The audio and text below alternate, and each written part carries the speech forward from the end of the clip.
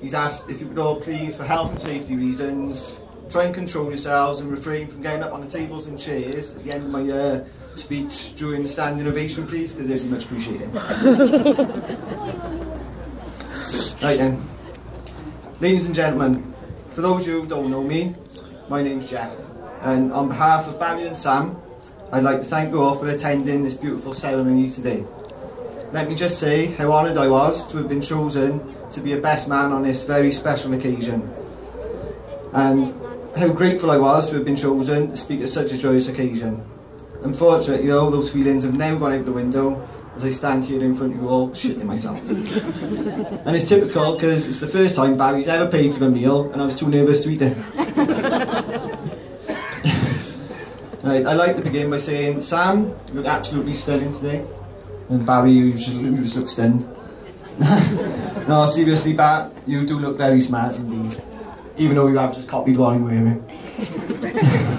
Also, all the bridesmaids, you look equally as beautiful today, and I have to say a big well done to you all, because I heard Sam put up quite a fight this morning.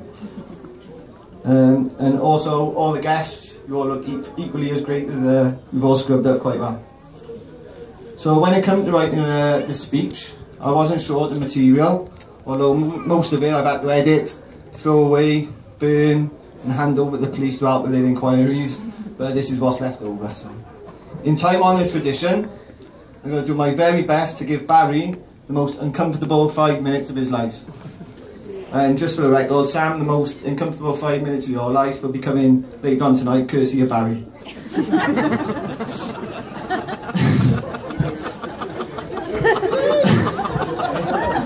As the best man, I'm supposed to tell you all some stories about Barry.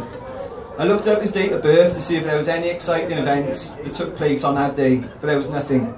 Mind you, his mum has told me, on the day he was born, that they still, in the hospital where he was born, they still call that day Ugly Baby Tuesday. Now, I didn't know Barry at school, so I made some inquiries for his friends.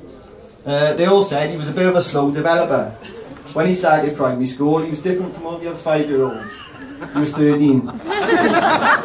And if you asked any of his teachers what they thought he'd be when he left school, they all said, about 35. And I also spoke to some of Barry's work colleagues from the RAC, some of you were here today. They told me that they now start calling Barry God. This is because they never see him, and if he does any work, it's a miracle.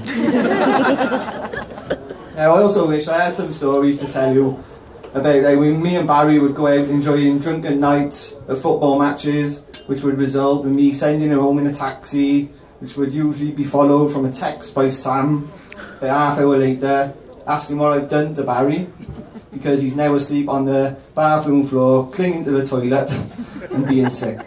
All stories from a boozy weekend in Magaluf, sat at bars getting drunk, watching girls dancing on poles, while all the time Barry is dressed as a big baby. You know, I just wish I had some stories like that to tell you, but unfortunately I haven't.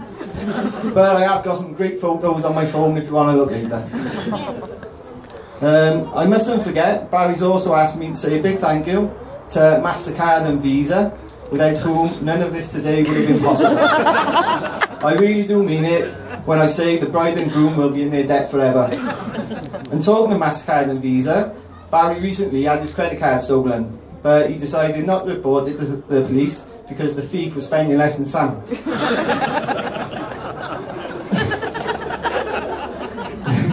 Now, I think it's only fair that I mentioned to Sam about Barry's first true love. Someone with whom he loves playing away from home with, someone who he hates losing at the end of the day, but loves watching them come from behind. Now, I am, of course, talking about Barry's love for Liverpool FC. Many an afternoon we have spent arguing whose team is the best, whose team have won the most trophies, whose striker has beaten the most players.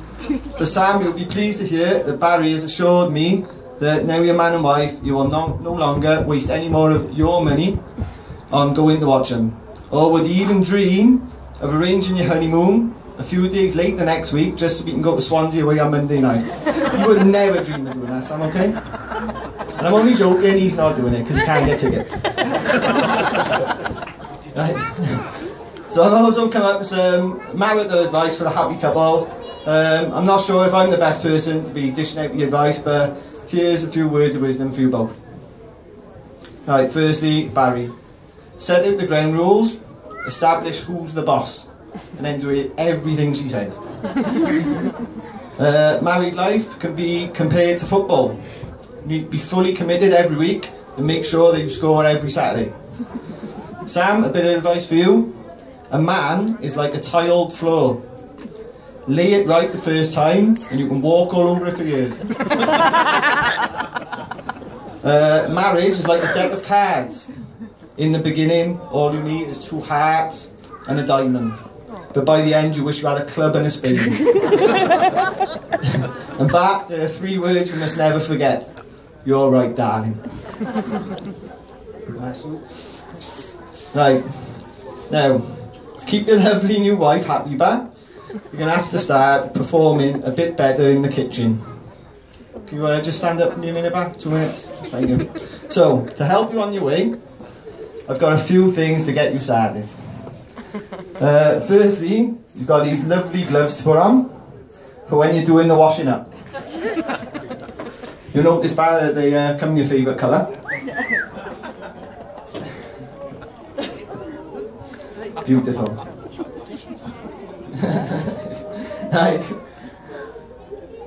Right, next up, Ba. Yeah, more. Right, next up. This is known, I know you've never seen one before, but this is known as a dish brush. Right? It's idiot proof to use, Ba. I better show you. Right, just go round and round like that, that's all you gotta do. And you notice that comes in your favourite colour as well. Right, and lastly, this one, Sam, this is more for you. I know how much you'd love to have a hunk in your kitchen every night. So, Ba, if you can, please, you're not getting it yet. Right? So, Sam, hopefully this will make all your dreams come true every time you go in the kitchen. Suze, can you just,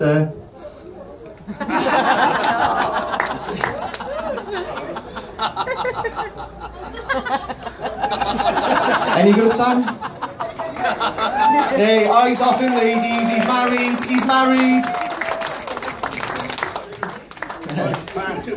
Yeah, I know what you're thinking, Ba. These are probably the best wedding presents you've ever had, but you can thank me later. This one. And finally, my last piece of advice really comes from the heart. Marriage is not about finding the person that you can live with. It's about finding the person that you can't live without. And I'm sure you both found that person here today. Right. Sorry, hang on 2 seconds. Over the years I've known Barry. We've gone through a lot together. A lot of Carling, a lot of Fosters, Stella, Carlsberg, vodka. But mostly, lots of fun and friendship. Sam, you make a beautiful bride today. And I'm sure you'll make each other very happy. Let me just say that from my perspective, Sam, you couldn't be marrying a better man. And Barry, you couldn't be marrying a better woman. I'm extremely happy to have you both as my friends.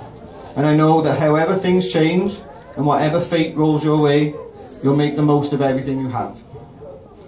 And I wish you both all the love and happiness that life can bring, today, tomorrow, and always. I hope we're nearly there. So, ladies and gentlemen, as my speech comes to its conclusion, I would like to ask you all, please, if we could all make a silent toast to the absent friends and loved ones who can't be here with us on this beautiful day. But I'm sure that wherever they may be, they will be immensely proud of Sam and Barry today. It's been a very special day so far, and I've been very happy to stand as best man on this great occasion. And so, it's with a mixture of joy and relief that my speech draws to a close. Joy for you and a relief for me. So my last duty now is the toast. So if you could all please join me in raising your glasses. Barry and Sam, may your love be modern enough to survive the times, but old-fashioned enough to last forever. To the new Mr. and Mrs. Griffiths.